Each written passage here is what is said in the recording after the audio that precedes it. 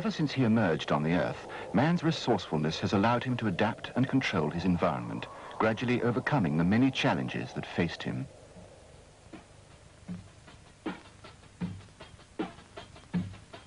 The history of his inventions reflects this versatility, and as each succeeded the other, he changed his world at an ever-increasing pace. But while even the simplest of his inventions had dramatic effects on his society, none of them individually appeared to threaten his intellectual uniqueness or superiority. But the effects of one invention, the microprocessor, could potentially at least change all that over a very short span of time. Less predictable and possibly more far-reaching are likely to be the effects on human beings as individuals and on human psychology. Man has always considered himself to be unique, if not in the entire universe, at least on Earth, and has based this belief on the unquestioned superiority of his brain and his intellectual powers.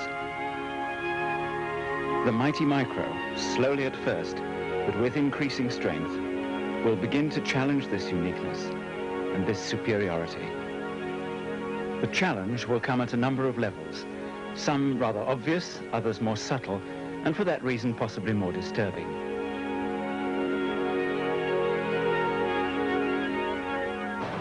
The most obvious effects will be the coming of the robots, on the one hand taking human workers away from hazardous environments, but on the other reducing the workforces. Traditional reading and writing will gradually be replaced by electronic language. The spread of cheap and powerful teaching computers may at last lead to a conquest of worldwide ignorance. The cashless society may become a reality as coins and notes are taken over by electronic money. Credit cards will be transformed into sophisticated personal identity devices, but increasingly the computer will hold more information about our personal lives.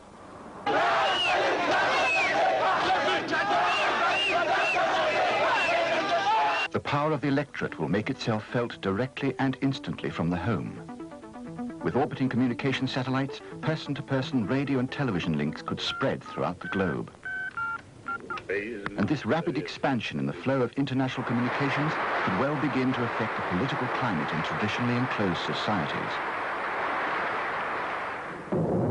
Wars may well be fought, not on battlefields, but on computers, and ultimately the power of the microprocessor could well make global warfare extinct.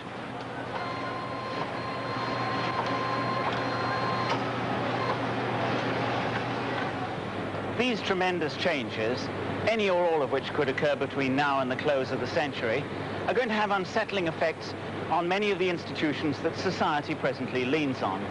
But great, even catastrophic upheavals have occurred in the past, and society has somehow managed to adapt. And the most immediate challenge will be the possible overturning of our traditional working lives. The Bible's full of phrases implying the sanctity of work. For example, the devil finds work for idle hands to do.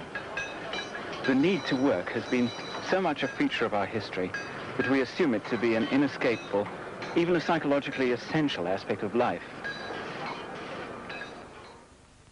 The workload of our predecessors was backbreaking and intolerable, and any reduction was counted as being beneficial. But in recent years, as the working week has continued to shrink, the first questioning voices have been raised. Is it a good thing? This question seems to me to be a throwback to a semi-superstitious past. Man is an animal who needs to be physically and mentally active, but there's no suggestion of any evolutionary requirement to work, to slave away day after day, year after year, simply in order to get money. If the robots can do the work for us, while we lie around in the sun, why not let them?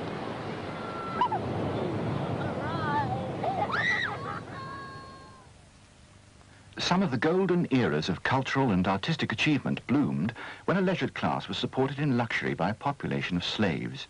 And the main thrust of artistic, philosophical and scientific endeavour has always come from individuals with the time and the money to pursue these interests. What was evil about these societies, of course, was that men lived on the backs of other men, treating them as little better than animals. And it's no surprise that all slave-based societies have ultimately collapsed into ruin.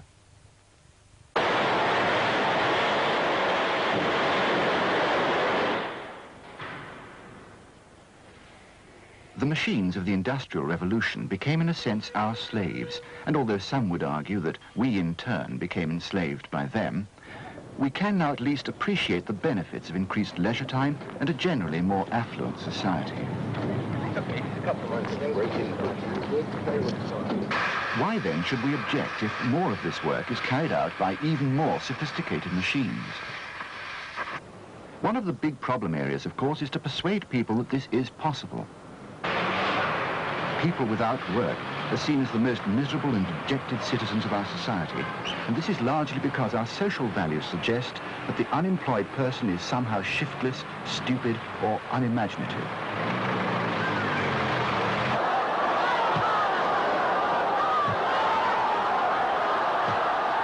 The indignity of unemployment leads to bitter aggression or apathy against the society that has produced it. And for our younger generation, caught in the transition from one industrial revolution to the next, this violence could become even more telling.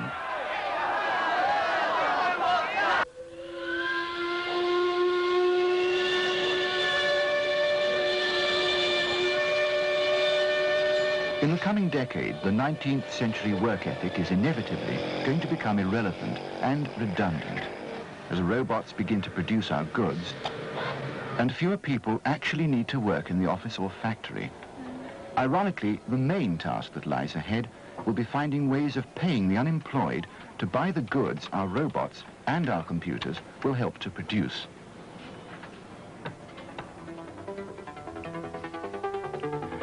But in the long-term future, the microprocessor and the ensuing computer revolution hold the promise of shorter working weeks, more leisure time, and an increasingly affluent society. All this, coupled with cheaper international travel, will allow us to explore our world more fully, seeing that life is rich with the possibilities of enjoyment, from the most basically physical to the cultural, artistic, and creative. But the computer age will really come into its own with education.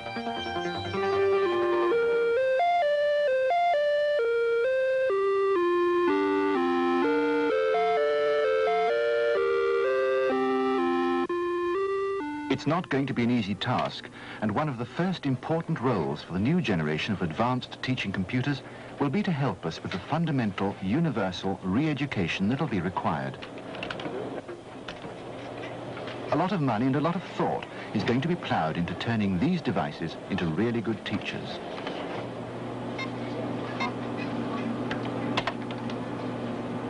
In fact, in the 1980s, computers are going to become the most interesting gadgets on Earth. Already, even with the crudest of games, the first taste of far more exciting things to come, the computer is a dramatically enticing device. There's no doubt that the computer's endless patience, its readiness to interact with us at any time, all the characteristics that should help to make it an excellent teacher, are also going to make it a perpetually interesting companion.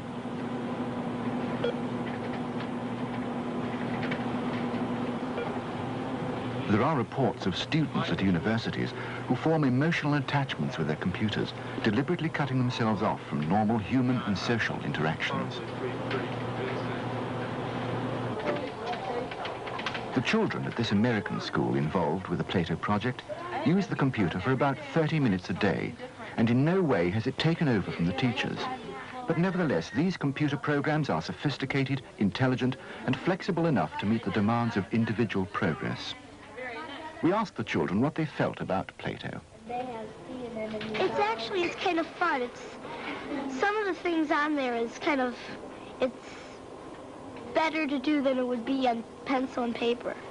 Like if you go to school and you're really down in the dumpies, when you go to Plato and you get all these fun games and everything you do is something like right, it makes you real happy. Well, it's like there's someone there teaching you how to do all this math, and they're teaching you how to to do these problems, but really it's just a computer. Well, it's kind of like Plato was talking to you. It's, no, that's wrong, or, yep, would you do another one for good old Plato, or something like that. I like Plato because, when I grow up, I want to be something to do with electronics or something. And that's why I like it, is because I like electric things. And so that's why I like Plato the way it teaches me, because it's interesting. Well, she loves Plato, to tell the truth. When she goes on Plato, she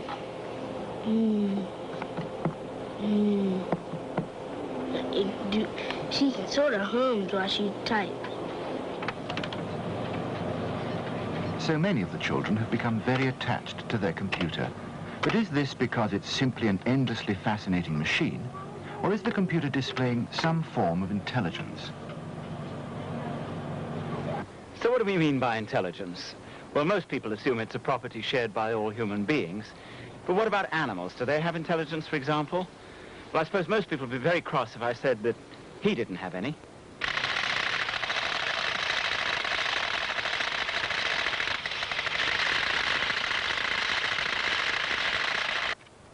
But would you say that this was intelligent? Well, obviously not. But is this because it's mechanical, made out of plastic and bits of metal? Or is it something to do with the limited way in which it behaves? Intelligence is the capacity to respond and adapt to changes in the environment. The more versatile the response, the more intelligent the creature.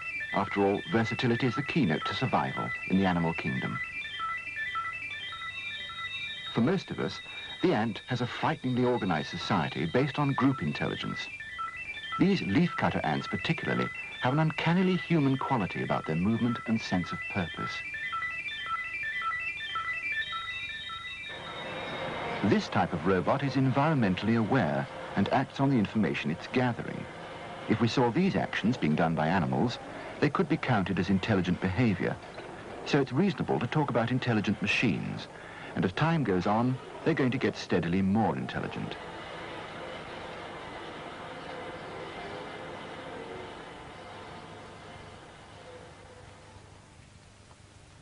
We've already suggested that man's self-image is heavily tied up to his notion of intellectual superiority. Next to God, he's the most intelligent of creatures. Are intelligent machines likely to challenge this uniqueness? The age-old threat of man dominated by the machines he's created? In the case of intelligent robots like NASA's Mars lander, which is programmed to roam around looking for alien life, no one need feel intellectually threatened. Our sensitive egos are unlikely to be disturbed by special-purpose robots of this kind, no matter how clever they are. But when the intelligence is closer to home, the threat becomes more obvious and more real.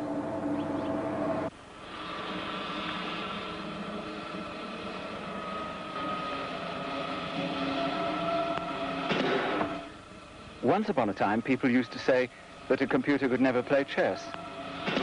Now, computers can beat 99.6% of the world's chess players. And by the mid-1980s, many people predict that a computer will be world champion. Here, international chess master, an outstanding tournament player, David Levy, is having a tough time, a really tough time, playing a computer. Levy admits that it's like playing a very intelligent human, and the experience is really quite eerie.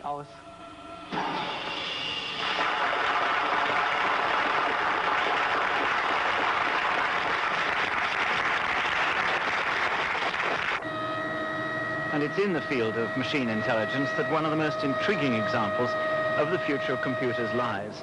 Although in overall intelligence, machines are still extremely backward in comparison to human beings, we are making them slowly more intelligent, mainly in order to help us solve the problems of our terrifyingly complex world. Many tend to think of the American space projects of the 60s as something of a public relations exercise, beating the Russians to the moon and so on. But some very real spin-offs have come about as a result of these journeys beyond the confines of our planet. From silicon-coated frying pans to the silicon chip computer, these and a host of other technological innovations have gradually filtered into our society. The The Jet Propulsion Laboratory in California has helped to seed many space programs and is presently monitoring the Jupiter Voyager probe. Also underway are developments in robotics, the results of which we will inevitably see on a more mundane level in our consumer society. And these involve the creating of more intelligent machines which will assist future space efforts. This electromechanical arm, partly under human and partly under computer control, is used to study the tremendous coordination problems involved in what is to us the relatively simple task of finding, grasping and picking up an object.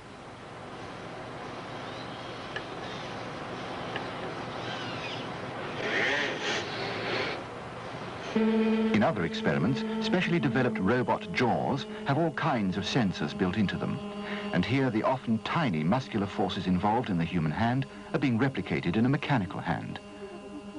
The results monitored and analyzed by a computer. To increase the intelligence of this type of robot, JPL scientists are even giving their computers a rudimentary sense of touch. The minute pressure patterns exerted by human fingers on a pad are analyzed and the data stored for eventual use in very sophisticated robot arms. Okay, let's nice. Machine intelligence is also beginning to spill over into areas once thought of as exclusively human. This computer-controlled body scanner was a world-beating first for British technology. Okay, Liz, now I want you to hold your breath for about 20 seconds. Now a deep breath in and right out, and a normal breath in now, and hold it very still.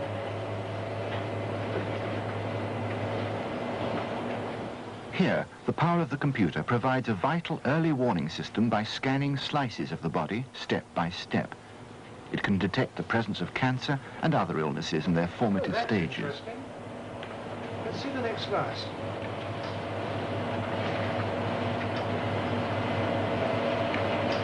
Okay, Liz, a deep breath in Oh, it's very good. and right out, and a normal breath in now.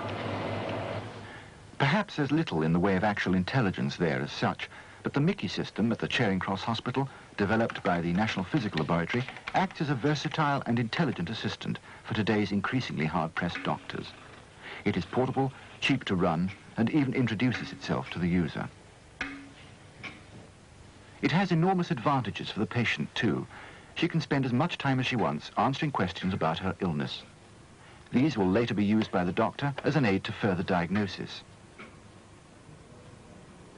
Some patients are in fact less embarrassed working with a Mickey computer than chatting with a doctor. Age, how old are you now? 67. 67. Okay. In this American hospital, the computer is moving a stage further. An even greater measure of intelligence is present in this electroencephalograph, where a microprocessor examines the complex patterns of electrical information in the brain. Which we have attached already. Okay, now we're going to acquire the EKG. These signals are too complex for all but the most highly trained medical experts to understand. But the machine interprets its findings and even advises the doctor on the most likely diagnosis. Okay, let's just tear it off again. If these seem like rather mundane and perhaps very rudimentary examples of how intelligent machines are already beginning to help us, let's look at another, literally more way-out application. For years, astronomers have pondered the mystery of the nature of spiral galaxies, those infinitely distant clouds of gas which could be universes in the making. Part of the trouble is that the timescales involved are so immense. Millions and millions of years must pass before even a single arm of a nebula is formed. But now, using the computer, IBM scientists have been able to simulate the rotation of vast amounts of matter, compressing millions of years into a few seconds of time. To their amazement, the computer began to form a familiar picture, and they were able to watch the birth of a spiral nebula before their eyes.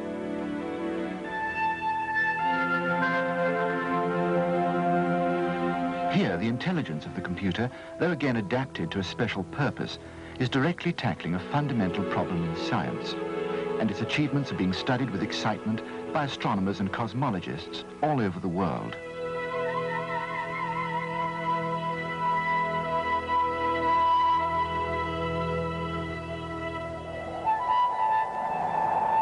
But even these uses may seem too specific and unconnected with our more immediate problems.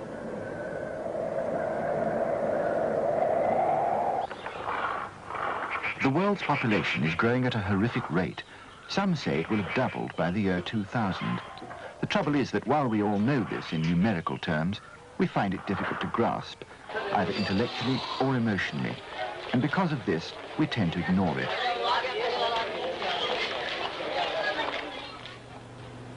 The massive Plato project educates through computer programs, some simple, some extremely complex. They have the power not only to teach, but also to present fundamental concepts in a way that literally no human being could hope to match.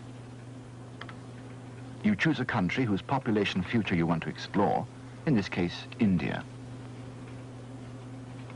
The intelligent programs on Plato simply do not allow one to ignore the implications of population statistics.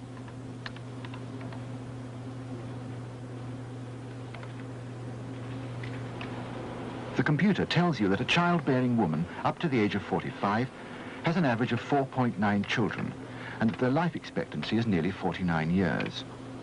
And it plots out the total predicted population based on these figures. Today, India has about 650 million citizens. But in just under 30 years' time, the population will have doubled. But now, Plato allows you to change things to suit yourself. As medical science progresses, life expectancy might well increase to, say, the age of 65.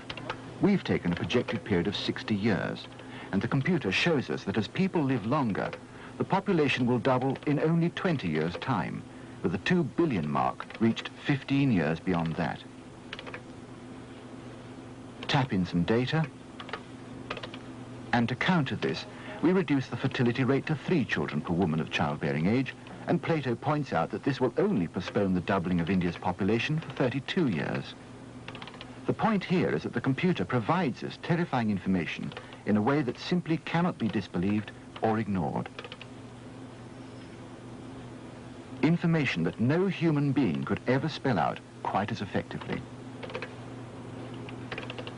And this is just the first impact of the intelligent computer. In the future, as their intelligence grows, their impact will be almost sensationally greater.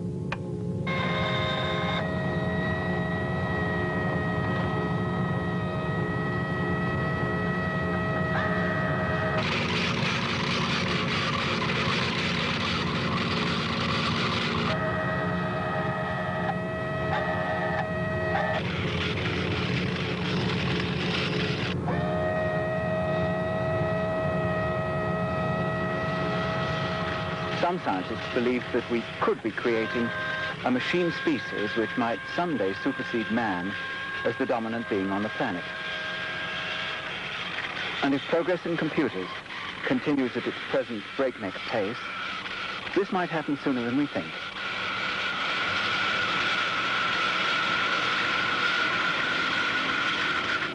Perhaps this sounds like science fiction speculation. Actually, it's a bit more solid than that. It's one of a number of possible futures which might arise as the result of developing extremely cheap, enormously advanced computer power. And the time to consider these possible futures is now, while we can still exercise some control over them.